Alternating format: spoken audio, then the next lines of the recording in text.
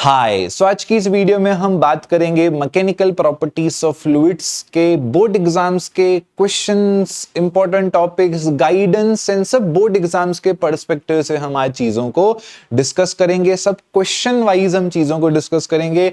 हम यहाँ पर पेपर्स करेंगे, कुछ 2022-23 के सवाल हम यहाँ पर देखेंगे एंड इवेंचुअली हम यहाँ पर पूरा एक कंक्लूजन यहाँ पर लेकर आएंगे। सो लेट्स स्टार्ट। मैं आपको बता दूं, अगर आप नोट्स ढूंढ रहे हो हमारे वन शॉट सीरीज के, इसके अगर आपको प्रेजेंटेशन वाले नोट्स चाहिए तो वो ऐप और वेबसाइट के ऊपर अवेलेबल हैं। Play store, iOS store as well as website पे आपको ऐसा वाला बैनर दिख जाएगा जिसके अंदर आपको सारे नोट्स मिल जाएंगे। And by the way comments आती हैं, सर नेक्स्ट वीडियो कब आएगा, अगली वीडियो की डेट बताओ, पूरा टाइम टेबल दो। इस सीरीज का मैं टाइम टेबल नहीं दे सकता हूं। आप लोग चैनल को सब्सक्राइब कर लीजिए, बिकॉज जितना बोर्ड एग्जाम्स का पासिंग रेट है उतने लोग ही सब्सक्राइबर्स हैं, बाकी तो सब ऐसे ही देख रहे हैं। मैं आपको बता दूं, सब्सक्राइब कर देंगे आप तो आपको खुद ही नोटिफिकेशन आ जाएगी ऑन द स्पॉट जब भी नेक्स्ट वीडियो रिलीज होगा। सो लेट्स स्टार्ट। ये चैप्टर का गाइडेंस थोड़ा सा अलग रहेगा, सब लोगों के लिए अलग रहेगा और सब लोगों के लिए सेम रहेगा। बिकॉज आप अबव एवरेज हो, बिलो एवरेज हो, बिकॉज ये चैप्टर बहुत ह्यूज है, बहुत बड़ा है, इसका साइज काफी ज्यादा बड़ा है। ओके, बहुत बड़ा साइज है इसका, तो इसका गाइडेंस सब लोगों के लिए सेम रहेगा। मैं यहां पर आपको क्या करूंगा, मैं आप लोगों को यहां पर कहूंगा, मैं एक लिस्ट देता हूं। ठीक है, मैं एक लिस्ट देता हूं टॉपिक्स का। मैं आपको बोलूंगा पहले पहले तो स्टेप नंबर 1 होगा कि आप वो लिस्ट में जितने भी टॉपिक्स हैं उनको खत्म कीजिए। क्या कीजिए, वो लिस्ट में जितने भी टॉपिक्स हैं आप उनको खत्म कीजिए। This will be the step number 1। और मैं आपको उसी के साथ कहूंगा, यहां पर आप स्मॉल टॉपिक्स पे फोकस कीजिए rather than the big topics, big derivations and वगैरह वगैरह। ओके, फर्दर मोर मैं आपको सेकंड चीज बताऊंगा, आप वो टॉपिक्स पे फोकस कीजिए जो आपको नहीं करने हैं है ना, जिससे आपका टाइम बचेगा। तो मैं आपको पहले ही लिस्ट दे दूंगा कि ये टॉपिक्स आप इग्नोर कर सकते हो, तो आपका यहां से क्या होगा, आपका यहां से टाइम बच जाएगा। तो चलिए अभी आगे का एनालिसिस या कुछ बताने से पहले थोड़ा सा हम PYQs एंड वगैरह वगैरह चीजों को एक बार देखते हैं, तो हमें समझेगा कि मैं क्या कहना चाहता हूं। एंड जैसे मैंने बताया था हमेशा कि there are 3 questions, why, how and what. तो why should we study this chapter, पहले पहले तो हम इसके ऊपर बात करते हैं। देखते हैं 2022 का यहाँ पर पेपर क्या क्या आया है, कितने मार्क्स के क्वेश्चन आए हैं। 1 मार्क का MCQ आया है, उसके बाद 1 मार्क का यहाँ से हमारा वापस से 1 लाइन क्वेश्चन आया है, इसके बाद हमारा यहां से 2 मार्क्स का क्वेश्चन आया है एंड अगेन हम यहां से देख सकते हैं, अगेन उसके बाद एक 3 मार्क्स का यहां से क्वेश्चन आया है। ओके, इस प्रकार से हमारा यहां से 3 + 2 5, 5 + 1 6, 6 + 1 7। अगेन आप देख सकते हो 7 मार्क्स का इसका वेटेज है, यानी रोटेशनल डायनामिक्स और mechanical properties of fluids latest से मैं मिला दूं, बिकॉज उसका वेटेज भी 7 मार्क का है। 20% पेपर, 20% आपका फिजिक्स का पेपर यही हो जाता है चलिए, तो इसका वेटेज है 7 मार्क्स। इसका हम आगे का भी वेटेज देखेंगे तो हमें 7 ही नजर आएगा, बट 2023 में इसका यहां से एक MCQ, यहां से हमारा अगेन एक 1 मार्क क्वेश्चन एंड उसके बाद सीधा आया था यहां से हमारा क्वेश्चन नंबर 30 इज 4 मार्क्स। तो बेसिकली 4 + 1 + 1 6 मार्क्स का इसका एक बार 6 बार 6 मार्क्स के लिए आ चुका है। बट अगेन अगर 2024 देखें तो वापस हमें नजर आएगा कि अगेन ये 7 मार्क्स का ही है हमारा। पहला MCQ है, फिर वापस से 1 मार्क है, उसके बाद यहाँ से 2 मार्क है, उसके बाद define surface energy and this thing. So this is for 3 marks. तो 3 + 2 5, 5 + 1 6, 6 + 1 यहाँ पर हो जाता है 7। तो 7 मार्क्स का इसका वेटेज है, तो पढ़ना तो पड़ेगा, है ना, पढ़ना तो पड़ेगा। बट बात वही है, इतना बड़ा है यार, कितने तो टॉपिक्स हैं, मतलब इस चैप्टर में 3 चैप्टर्स हैं। पहला चैप्टर है प्रेशर वाला चैप्टर, उसके अंदर 8 टॉपिक होंगे। फिर है सरफेस टेंशन, सरफेस टेंशन के अंदर 10-12 टॉपिक होंगे। फिर है fluids in motion, fluids in motion के अंदर फिर से 8-9 टॉपिक होंगे। करीबन 25 टॉपिक हो जाते हैं। क्या हो जाते हैं? 25 हमारे यहाँ पर एवरेज टॉपिक्स हो जाते हैं।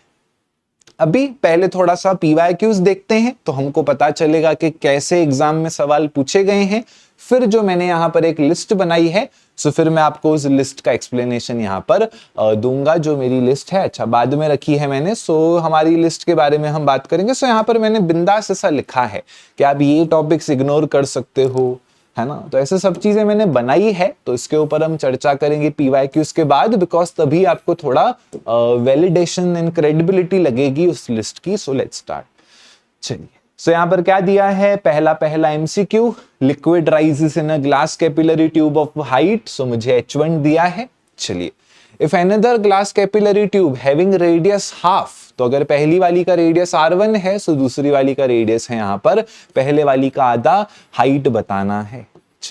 बेसिक सा सिंपल सा फॉर्मूला है जिसको हम कहते हैं HR is equals to the constant. आप देख सकते हो कितना बेसिक सा क्वेश्चन यहाँ पर पूछा गया है, which will be H1 R1 is equals to the H2 R2।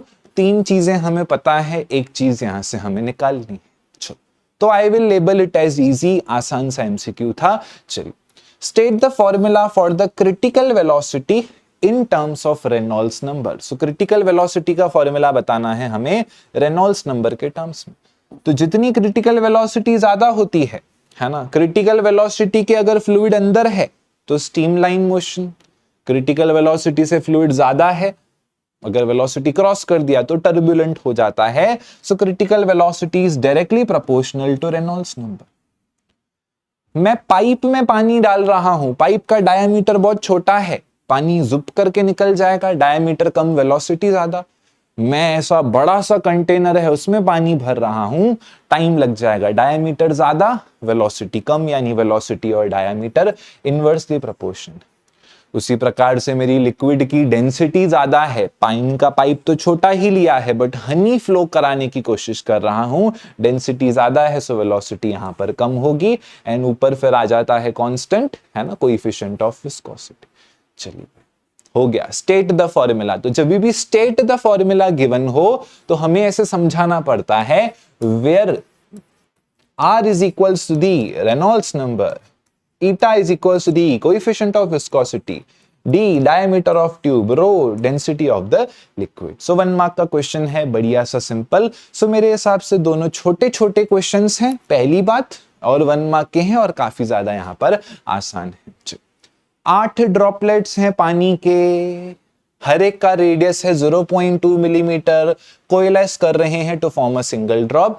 जिन्होंने मेरा लेक्चर मैकेनिकल प्रॉपर्टीज का कहीं पर भी देखा है, कहीं पर भी, कितने भी साल पुराना, आप पुराने में पुराना लेक्चर भी देखने जाओगे जो 2019 सिलेबस के पहले था, तो भी ये सम कराया ही रहेगा मैंने। ओके, तो बेसिक सा सम्स है, ऐसे सम्स जिसमें आपका 8 ड्रॉप को मिला के एक ड्रॉप बनाते हैं, एक ड्रॉप होता है उसमें 1000 ड्रॉप में स्प्लिट करते हैं, ऐसे सम्स का एक ही फंडा होता है, volume is equals to the constant. क्या हो जाता है, volume is equals to the constant. So 8 drops है मेरे पास, सो 4/3 हो जाएगा पाई आर क्यूब। उसमें से बनाया है सिंगल ड्रॉप, सो एक ही ड्रॉप है बट बड़ा ड्रॉप है, सो हो जाएगा 4/3 पाई कैपिटल आर का cube. 4/3 pi cancel, cube root ले लूंगा, यहां पर मुझे मिल जाएगा रेडियस का relation, find the decrease in the surface area. Decrease का मतलब क्या होता है, डिक्रीज का मतलब होता है फाइनल माइनस इनिशियल, है ना। डिक्रीज का मतलब यहाँ मतलब वो तो डिपेंड करता है, वो ऐसा कुछ नहीं है। सो बस जितना एरिया बाद में था, सो बाद में मेरा एक ही ड्रॉप है, पहले क्या है, पहले मेरा एक छोटा ड्रॉप है। सो इस प्रकार से हम यहाँ पर इसको फर्दर सॉल्व कर सकते हैं, जिसमें अभी मुझे 4 पाई कॉमन निकलेगा, आर का रिलेशन मुझे यहाँ पर दिया गया है। ओके, चलिए। सो डिक्रीज का मतलब क्या होता है, डिक्रीज का आइडियली मतलब क्या होता है, डिक्रीज का मतलब होता है इनिशियल एरिया ज्यादा थी, है ना। डिक्रीज मतलब क्या होगा, डिक्रीज पहले 10 थी, अभी 5 हो गई। सो इधर आपको a1 माइनस a2 भी आप कर सकते हो। अभी वो कैलकुलेशंस पे आप मॉड ले रहे हो, मॉड नहीं ले रहे हो, तो वो जिस वे में आप हमेशा सम सॉल्व करते हुए आए हो, वही प्रथा को आप अपने हिसाब से फॉलो कर सकते हो, यहां तक तो कॉमन है। चलिए, डिराइव एंड अभी आसान सा सम, क्लासिकल क्वेश्चन, एकदम क्लासिकल क्वेश्चन, एकदम मतलब ये अगर आपने कोई बेसिक ऑफलाइन क्लासेस भी लगाया होगा कभी, बेसिक जहां कुछ भी नहीं कराते होंगे, वहां भी ये सम्स तो होते हैं, बिकॉज इतने ज्यादा ये पुराने आदम जमाने का है। चलिए, टर्मिनल वेलोसिटी का डेरिवेशन, हाँ स्टूडेंट्स को टर्मिनल वेलोसिटी का डेरिवेशन थोड़ा सा हार्ड लगता है, बट मैं इंसिस्ट करूंगा अगर आपने मेरा वाला प्रोसेस देखा है तो you can do this. Okay, आप कर सकते हो, अपने हिसाब से भी कर सकते हो। मैंने थोड़ा सा आसान इसको टर्मिनोलॉजीज करके दिखाया था, तो आप वैसे भी इसको कर सकते हो। तो ये था वो प्रोसेस, है ना, ये टर्मिनल वेलोसिटी का ही डेरिवेशन है, आप देख सकते हो। कुछ ही स्टेप्स में हमारा आंसर यहां पर आया है। So again this is a 3 marks question, 3 mark का क्वेश्चन है, तो सीधा तो ऐसा नहीं लिख देना, सीधा मैथ्स नहीं लिख देना, पहले समझाना है आपको। क्या समझाना है? Consider a bucket of water, है ना, कंसीडर करते हैं एक पानी का कंटेनर जिसमें इन विच, है ना, मैंने फेंका एक बॉल, है ना, मैंने क्या फेंका? एक बॉल। जो बॉल पानी के अंदर आएगा, सो जब वो पानी के अंदर आ जाएगा तो इसके ऊपर एग्जर्ट होंगे 2-3 प्रकार के फोर्सेस। सो एक होंगे डाउनवर्ड फोर्सेस जो कि है mg, एक होगा ऊपर फोर्स जो कि है विस्कस फोर्स, एक हो जाएगा यहां से बुयांट फोर्स। जो मैंने हिंदी में कहा है वही हमें इंग्लिश में लिखना है डेरिवेशन के शुरुआत में, बिकॉज 3 मार्क्स का डेरिवेशन है। Consider a container of water in which a ball is falling. When the ball will enter inside the liquid, it will experiences force. Force, there are 3 types of force. One force is in the downward direction, 2 forces are in the upward direction. फिर आप ऐसे लिख सकते हो downward force mg, upward force buoyant force plus viscous force. बस from above equation, from above conclusion या from above explanation we can say that, इधर से चालू हो जाना। Okay, simple, F downward is equals to the F upward, उसके बाद आप स्टार्ट हो जाना, इसके बाद चीजें लिखते जाना, एंड फाइनली फिर यहां पर आप कंक्लूजन करना कि so we can see that terminal velocity is directly proportional to the square of radius. Simple. Okay, तो आप एंड भी थियोरी से करो, स्टार्ट भी थियोरी से करो, एग्जामिनर को समझेगा कि हाँ यार इस बंदे को फिजिक्स तो आती है। ठीक है, और उसी प्रकार से अगर आपको क्रिटिकल वेलोसिटी, आपको रेनॉल्ड्स नंबर का 1 मार्क का क्वेश्चन नहीं आके 2 मार्क का क्वेश्चन आया, ये पूरा डेटा आप लिख सकते हो, पूरा टेबल वेबल बना के लिख सकते हो, है ना, कि रेनॉल्ड्स नंबर इतना तो ये फ्लो, उतना तो ऐसा फ्लो। तो जितने मार्क्स का क्वेश्चन है उस हिसाब से चीजें आपको वेरी करनी है। सो अभी अगर मैं आपको एनालिसिस बताऊं 7 मार्क्स में से पर्सनली स्पीकिंग, ये चलो सब लोग अगर नहीं भी कर पाए तो ये मतलब यार चलो ये भी रॉन्ग गया, वर्स्ट कंसीडर करता हूं, ये भी रॉन्ग गया, आपका कॉन्फिडेंस बढ़ाने के लिए बोल रहा हूं कि समझो ये भी रॉन्ग गया। सो इधर से 1 मार्क मिली ये स्लाइड से, और पीछे अपनी मिली आपको 2 मार्क्स, तो भी 3 मार्क्स अपनी ऐसे ही आ रही है, मतलब आधी मार्क्स तो हाथ में है ही। ओके, भले चैप्टर इतना बड़ा है फिर भी कम चीजें पढ़ के भी 50% मार्क्स हैं, बट जितना मैं आपको गाइडेंस दूंगा उतना करोगे तो इजीली 6 मार्क्स आपकी यहां पर आ जाएंगी, अगर आपने एरर ज्यादा नहीं किए तो। अभी इसको वापस प्रूफ करने के लिए हम देखेंगे 2023 का यहां पर सवाल। चल, थीटा रिप्रेजेंट करता है एंगल ऑफ कांटेक्ट का, which completely wets the surface। यहां शब्द यूज किया गया है completely wets the surface। completely wets का मतलब है पूरा लिक्विड ऐसा गिरा पड़ा है जमीन पे ही। ओके, ये जमीन है, ये आपका लिक्विड है, पूरा गिरा ही पड़ा है। ओके, सो ऐसे सिचुएशंस में completely वर्ड यूज है, सिर्फ वेट्स वर्ड यूज नहीं है। सिर्फ वेट्स वर्ड यूज होता तो acute angle, does not wet होता तो ऑब्ट्यूस एंगल, कंप्लीटली वेट्स तो 0 डिग्री एंगल। डायरेक्ट क्वेश्चन है, डायरेक्ट, आपने एक्सप्लेनेशंस ध्यान से सुनी है, ज्यादा दिमाग नहीं लगाना पड़ता है। Define coefficient of viscosity, state it's formula and unit. अब इस कोएफिशिएंट ऑफ विस्कोसिटी पैदा कहां हुआ? क्रिटिकल वेलोसिटी में पैदा नहीं हुआ है, वो पैदा हुआ है हमारे विस्कस फोर्स में, यानी विस्कोसिटी नामक टॉपिक में वो पैदा हुआ है ना। सो हमको फिर उसके हिसाब से चीजें लिखनी है। तो विस्कस फोर्स क्या होता है? विस्कस फोर्स होता है लिक्विड के जो 2 लेयर्स होते हैं, है ना, जो लिक्विड्स के आपस में लेयर्स होते हैं उनके बीच का जो फोर्स होता है उसको कहते हैं विस्कस फोर्स। जैसे अगर मैं पानी एक ग्लास से दूसरे ग्लास में डालूं, विस्कस फोर्स अलग होगा। हनी एक ग्लास से दूसरे ग्लास में डालूं, इजीली नहीं जाएगी, बिकॉज जो उनके लेयर्स हैं उनके बीच का जो फोर्स है वो अलग है। सो विस्कस फोर्स के लिए हम क्या कहते हैं? विस्कस फोर्स के लिए हम कहते हैं कि वो डायरेक्टली प्रोपोर्शनल है टू द एरिया है ना। विस्कस फोर्स के लिए हम क्या कहते हैं डायरेक्टली प्रोपोर्शनल है टू द एरिया। फिर हम कहते हैं इनवर्सली प्रोपोर्शनल है टू द वेलोसिटी ग्रेडियंट। क्या कहते हैं हम लोग? इनवर्सली प्रोपोर्शनल है टू द वेलोसिटी ग्रेडियंट। अभी इसका जो एक्सप्लेनेशन है वो एक्सप्लेनेशन हमारा पूरा का पूरा वही है जो मैंने आपको वन शॉट में बताया है कि नदी है ना। अगर आप नदी में एक्सपेरिमेंट कर रहे हो और अपने घर पे एक्सपेरिमेंट कर रहे हो सो आपका डिफरेंस रहेगा, राइट, है ना। क्या रहेगा यहाँ पर? अच्छा खासा डिफरेंस रहेगा। एंड बिकॉज वो डिफरेंस एग्जिस्ट करेगा तो अपना लेयर्स का डिस्टेंस मेंटेन रहेगा। जैसे आप अब अगर घर के बीच में ही कर रहे हो एक्सपेरिमेंट सो ये दो लेयर्स के बीच का डिस्टेंस कम होगा। नदी में कर रहे हो सो ऑब्वियसली डिस्टेंस यहां ज्यादा होगा। And one more thing, this is directly proportional only. जितना वेलोसिटी ज्यादा होगा फोर्स ज्यादा होगा। सो ये अपना प्रोपोर्शनल ही है। तो अभी प्रोपोर्शनलिटी का कॉन्स्ट साइन हटेगा तो यहां आ जाएगा कांस्टेंट, और वही कांस्टेंट का नाम है coefficient of viscosity. So coefficient of viscosity अगर मुझे डिफाइन करना है तो मुझे कोएफिशिएंट ऑफ विस्कोसिटी यहीं रख के बाकी सारे टर्म्स दूसरे जगह भेजने पड़ेंगे।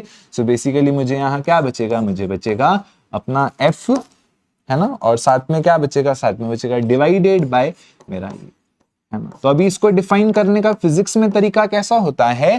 Coefficient of viscosity is defined as force या फिर viscous force of the liquid per unit area per unit velocity gradient. Okay, जो चीजें डिवाइड में होती हैं उसको पर यूनिट हम बोल देते हैं। So viscous force acting per unit area per unit velocity gradient, ये सबसे इजीएस्ट डेफिनेशन हो जाता है हमारा। And that's it. SI unit क्या हो जाएगा? फोर्स का यूनिट होता है न्यूटन, एरिया का यूनिट होता है मीटर स्क्वायर, वेलोसिटी है ग्रेडियंट मतलब मीटर पर सेकेंड, और डिस्प्लेसमेंट है मतलब आपस से मीटर। सो सेकेंड्स चला जाएगा ऊपर, newton second upon metre square. जब फ्री बैठे रहो लगे हाथों इसके डायमेंशंस भी आप निकाल देना। मुझे ये क्वेश्चन बहुत आसान लगा, मुझे ये भी बहुत आसान लगा। चलिए अभी यहाँ पर है 4 मार्क्स का क्वेश्चन, तो इसमें सम भी है ना, सम भी है और अपना रिलेशन भी है। सो डेरिवेशन है surface energy and surface tension वाला, यानी वो वाला जिसमें अपन रेक्टेंगुलर फिल्म लेते हैं और फिल्म नीचे से भी होती है ऊपर से भी होती है। तो जो पहला डेरिवेशन है जिसमें एरिया को हम 2 से मल्टीप्लाई करते हैं, work done force into displacement, force में डाला सरफेस टेंशन का formula because surface tension force per unit length होता है। एंड आप ये घाई घाई में नहीं होंगे, डेरिवेशन आप किया है वीडियोस में से समझ जाएगा आपको, राइट, है ना। ये घाई में कराने का कोई मतलब नहीं है। सो ये डेरिवेशन है प्लस यहाँ पर क्या है? एक सम है ना। तो वापस से वही है, calculate the work done in blowing a soap bubble to the radius of 1 centimetre, और सरफेस टेंशन यहां दिया है। सो सरफेस टेंशन अपना फॉर्मूला यहां पर कैसा लगेगा? सो फॉर्मूला रहता है surface tension is equal to the work done per unit area के बराबर। So work done is equal to the surface tension जो कि दिया है इनटू एरिया। एरिया क्या होती है? सो 4 पाई आर स्क्वायर, आर भी दिया है तुमको, सरफेस टेंशन दिया है, आर दिया है, करना क्या है? बाकी लॉग बुक लगाने आना चाहिए, दैट्स इट। ओके, ये का इस चीज का 4 मार्क्स है। तो 4, 5, 6 मार्क्स में से मेरे हिसाब से जितना मैं एनालिसिस करता हूं, या अगर आपको ये एनालिसिस नहीं पता है तो मैं डिसीजन दे रहा हूं, सरफेस टेंशन हर स्टूडेंट पूरा ही करता है। ओके, सरफेस टेंशन हर स्टूडेंट कभी भी कंप्लीट ही करता है बिकॉज सरफेस टेंशन सिलेबस में पहले भी हुआ करता था। पीछे के टॉपिक्स उसके अभी आए हैं न्यू सिलेबस में, बाद के टॉपिक्स उसके अभी आए हैं न्यू सिलेबस में। ओके, बट सरफेस टेंशन पहले तो हर कोई करता ही रहता था। तो अभी भी मैं अज्यूम करता हूं आप पीवाईक्यू केयर की अगर आदत है आपको तो सरफेस टेंशन तो सबने किया होगा, तो ये भी मार्क्स आ जाती हैं, ये भी मार्क्स आ जाती हैं। सो 2023 में तो 5 मार्क्स अचीव करना बहुत ज्यादा आसान है। चलिए आ जाते हैं 2024 पे, dimensional formula for surface tension. So dimensions आप निकाल लेना, कुछ नहीं है। Surface tension is equal to the force per unit length. Force होता है न्यूटन में, डिवाइडेड बाय लेंथ है यहाँ पर मीटर में। न्यूटन के डायमेंशंस आप निकाल सकते हो मास इनटू एक्सेलरेशन से, है ना, और लेंथ के डायमेंशंस तो मीटर है। अभी मास इनटू एक्सेलरेशन मतलब कितना हुआ? मास मतलब केजी, एक्सेलरेशन मतलब मीटर पर सेकंड स्क्वायर। जिनको डायमेंशंस निकालना नहीं आता है यूट्यूब पे सर्च कीजिए डायमेंशंस आरजी लेक्चर्स। केजी मतलब मीटर में 1, लेंथ मतलब मीटर में 1, टाइम मतलब t-2, बट डिवाइड में नीचे मीटर ऑलरेडी है। सो एल में 1, सो m1 t-2, चलिए, कितना आसान। Why a detergent powder is mixed with water to wash the clothes. So हमको चाहिए कि पानी हर जगह घुसे, मेरे हुडी के पॉकेट्स के अंदर घुसे, मेरे यहाँ टोपी में घुसे, स्लीव्स में घुसे, तो उसके लिए पानी को पतला होना पड़ेगा। अगर पानी रिजिड रहेगा, पानी अगर गाढ़ा रहेगा, नहीं पहुंच पाएगा, वो बाहर के लेयर्स में जाके ही एब्जॉर्प्शन होगा, अंदर अंदर एकदम डिटेलिंग में नहीं घुस पाएगा।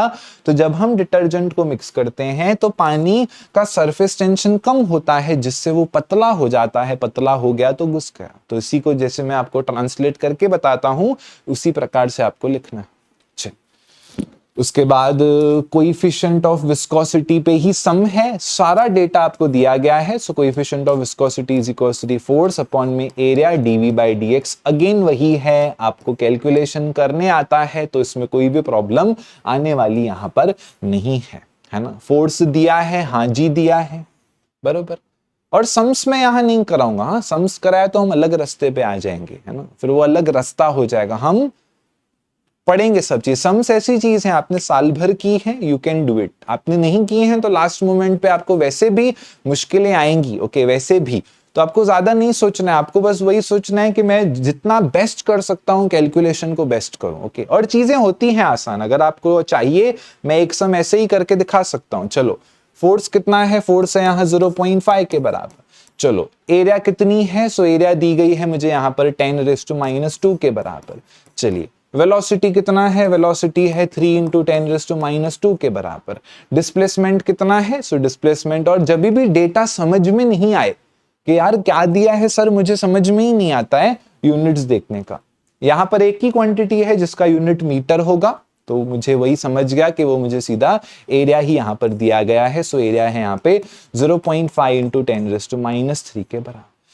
चलिए, सो डिनोमिनेटर का डिनोमिनेटर है ना, जो भी डिनोमिनेटर का डिनोमिनेटर होता है वो कहां चले जाता है, सो डिनोमिनेटर का डिनोमिनेटर चले जाता है हमारा न्यूमरेटर में। सो इवेंचुअली क्या हो जाएगा, 0.5 के साथ यहां पर आ जाएगा 0.5 × 10⁻³ चलिए, और डिवाइड में क्या है, डिवाइड में है 3 × यहां से 10⁻⁴ के बराबर।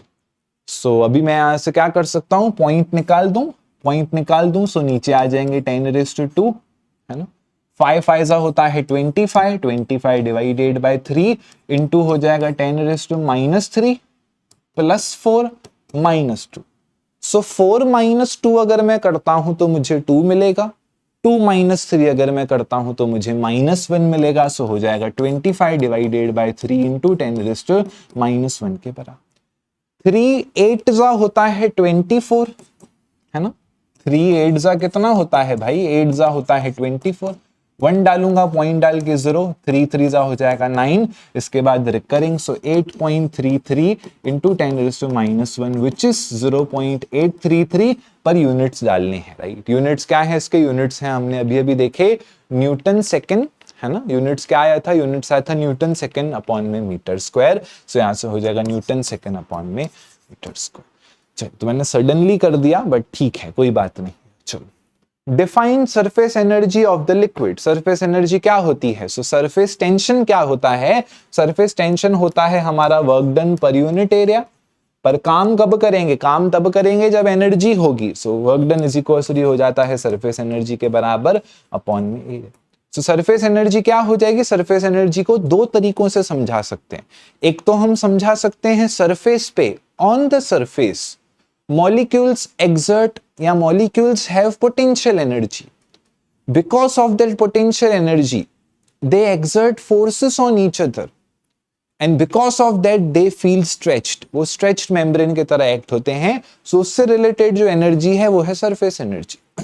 नहीं मैथमेटिकली करना है, आप ऐसा लिख सकते हो, surface energy is defined as surface tension into the change in area. Mathematically you can always write definitions, but अगर ओरिजिनल एग्जिस्ट नहीं करती है, बट यहाँ ओरिजिनल मैंने बता दी, और सेम डेरिवेशन यहाँ 2024 में वापस से रिपीट आप, आई होप आप देख सकते हो, हुई है। तो कहने का मतलब देखो, वापस surface tension, surface tension, surface tension, surface tension, अरे बाप रे, ये क्या है, ये तो मेरा भी अभी ध्यान जा रहा है ऑनेस्टली, है ना। सो ये तो पूरा सरफेस टेंशन ही भर दिए हैं, है ना। सो पूरा का पूरा वही भर दिए हैं। ये तो मैंने वापस वही स्लाइड वापस लिखी कि सम्स के लिए थोड़ा स्पेस बचे इन केस मन हो जाए करने का, तो मतलब आप देख सकते हो। चलिए, तो ज्यादा डरने की जरूरत नहीं है। तो अभी मैं आपको सीधा बताता हूं ऐसे टॉपिक्स जो हमें नहीं पढ़ने हैं, राइट। सीधा मैं क्या करता हूं, ऐसे टॉपिक्स बताता हूं जो आपको नहीं पढ़ने हैं। चलिए, सो शुरुआत का जो प्रेशर वाला पार्ट दिया गया है पूरा का पूरा, है ना, वो एक प्रकार से इंट्रोडक्शन है। ओके, एक प्रकार से वो इंट्रोडक्शन है। उन्होंने शुरू में कुछ स्ट्रेस वेस करके बताया है। वो स्ट्रेस वाली चीजें एक्चुअली हमारी आती हैं mechanical properties of solids class 11 से। ओके, जो भी ये स्ट्रेस वाली चीजें हैं वो हमारी मैकेनिकल प्रॉपर्टीज ऑफ सॉलिड्स का पार्ट है। तो वो सब चीजें तो इतना हमें गौर फरमाने की उस पर ज्यादा नीड नहीं है। फिर आ जाता है एटमॉस्फेरिक एंड गॉज प्रेशर। देखो ये सब चीजें मतलब जो है atmospheric pressure, gauge pressure, textbook में कुछ क्लियर कट एक्सप्लेनेशंस हैं ही नहीं। पहली बात, अगर आपको समझना है वन शॉट में मैंने बेस्ट डिटेल में बताया है, बट स्टिल जो मुझे फील होता है, मुझे पर्सनली प्रेशर में कुछ फील नहीं है। मतलब ओके, कैसे कुछ कुछ चीजें होती हैं, सरफेस टेंशन में एक सोल है, पढ़ाने में भी सही लगता है, पढ़ने में भी सही लगता है। ये ऐसी चीजें हैं लोग बार बार भूल जाते हैं। तो ये जो इतने बड़े बड़े थ्योरी दिए गए हैं शुरू में, वो कभी भी 3 मार्क्स के लिए आ ही नहीं सकते हैं, कभी भी नहीं। ओके, तो फिर आप उनको मतलब छोड़ भी सकते हो, क्योंकि वो 2 मार्क्स में भी आए तो आप कंफ्यूज ही होने वाले हो। आप सोचोगे मैं 2 मार्क का कितना लिखूं, क्या लिखूं, कैसे लिखूं। तो एनर्जी थोड़ा वेम्पायर्स जैसे ये टॉपिक्स हैं। फिर measurement of pressure. Measurement of pressure में कुछ है ही नहीं लिखने को। क्या है, टेस्ट ट्यूब को उल्टा करो, थंब से पकड़ो, प्रेशर मेजर होता है। तो ये सब चीजें ना मतलब ऐसी हैं, समझो एग्जाम में आ गई। फॉर एग्जाम्पल, मैं भगवान तो हूं नहीं जो मैं बोल रहा हूं नहीं करो मतलब नहीं, बट मैं कह रहा हूं समझो एग्जाम में आ गई, आपको ना लिखने में भी टाइम लगेगा।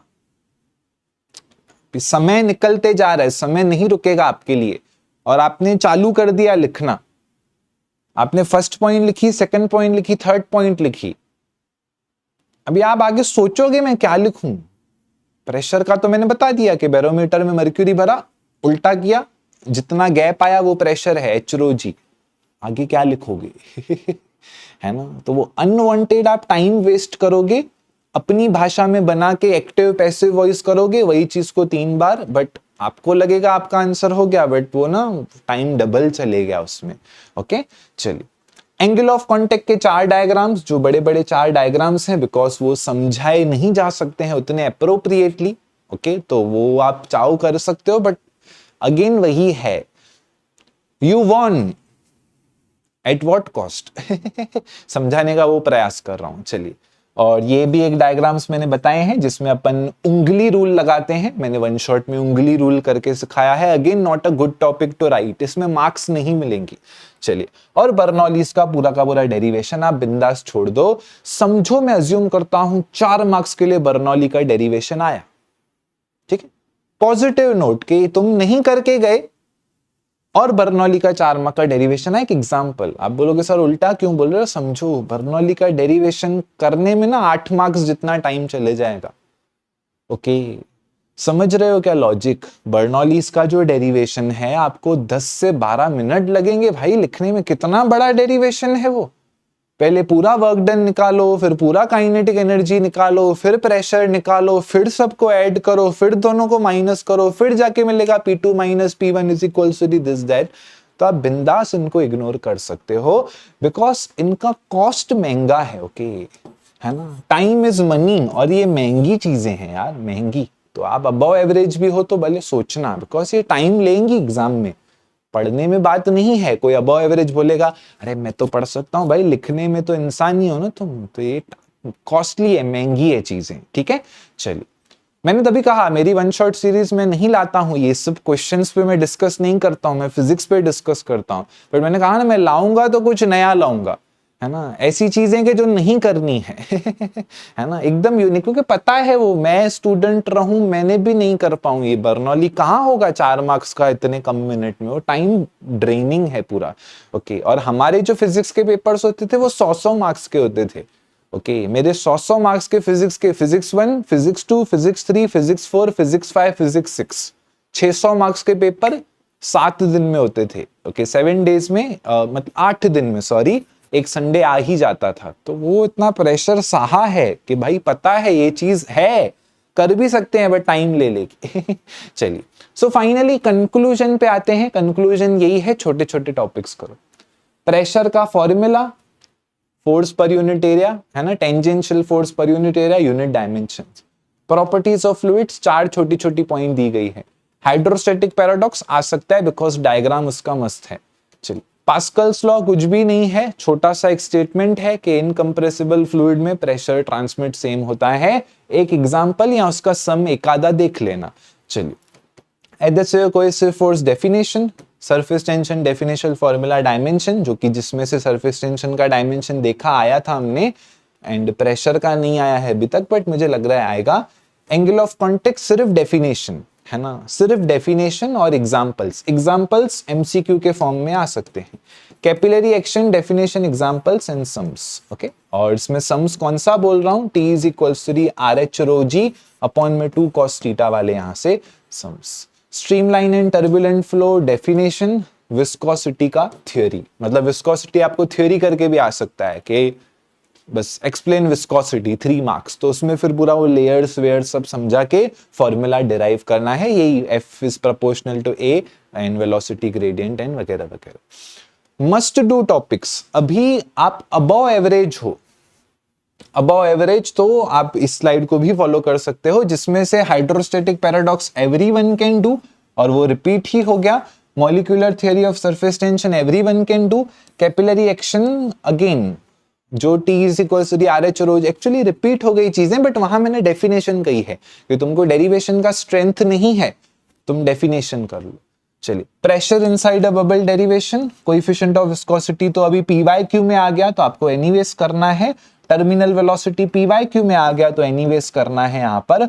और बर्नौली के एक दो एग्जांपल, ओके, एक दो एग्जाम्पल लिखो, कर लो जिससे फ्लेक्स कर पाओ, अगर आ गया तो एक दो जो तुमको समझ में आए। मैं कुछ भी प्रेशर नहीं डालूंगा बिकॉज जिस हिसाब से हमने चैप्टर का कंटेंट देखा, ओके, तो मतलब हम लोग 4 गुना ज्यादा मेहनत करते हैं। मतलब मेरा जो वन शॉट है, इतना मेहनत से बनाया है ये वन शॉट, मैंने इतना मेहनत से, मतलब मुझे लग रहा है इतना कुछ नीड ही नहीं थी, मुझे ऐसा फील आ रहा है मैं ही ज्यादा सीरियस था इसमें।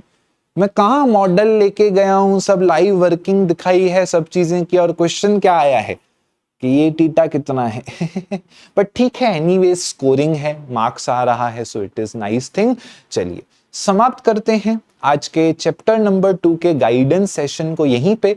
उम्मीद करूंगा आप सपोर्ट दिखाने में, वो किसी भी तरीके से आपका सपोर्ट हो सकता है, मुझे मदद करेंगे। सपोर्ट दिखाते रहिए, चीजों को शेयर करते रहिए। जितना ज्यादा मोटिवेशन मिलता है उतनी ज्यादा चीजें डिस्कस करने का मुझे आपके साथ मन भी करता है। Wish you the best till then, विजयी भव।